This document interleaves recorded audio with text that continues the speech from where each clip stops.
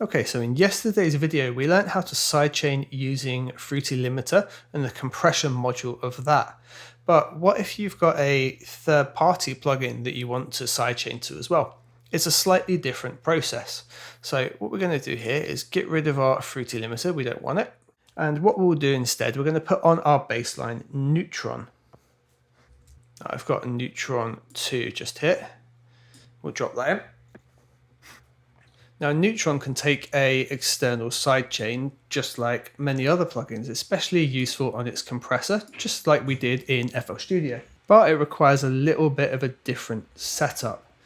So at the minute, we can see that it's reading the baseline, and if we were to bring the compression threshold down here, it's compressing the baseline directly, even though we still have our sidechain set up. Our drums still sidechain here, as you can see, into the basses. But it's not working like that. Now, on Neutron, we can turn the sidechain on down here, and we can choose internal band 1. But still, it's doing the same thing. It hasn't found the sidechain in FL. And the reason for that is the way FL works, it routes into what's called a wrapper that hosts the plugin.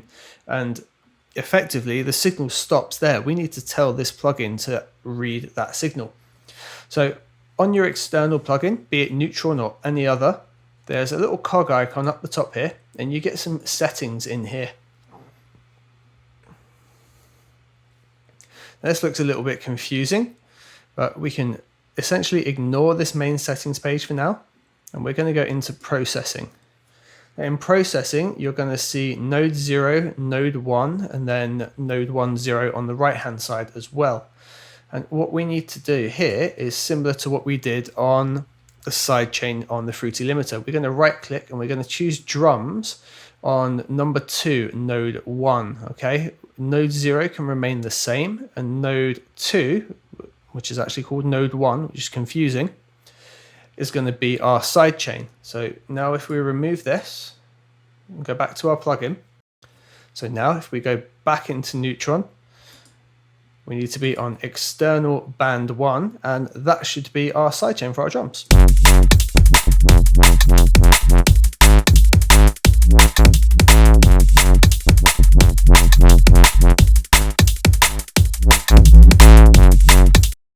Just so we can see this a little bit better, what I've done is just cut the breakdown so it's just a kick drum, and you can just see the signal for that kick drum coming in here. And we can see that is now what's controlling it, and that's how you set up an external sidechain on a third-party plugin in FL Studio 20. So I hope that video was useful for you guys. Thank you for subscribing, and I'll see you tomorrow on the next video.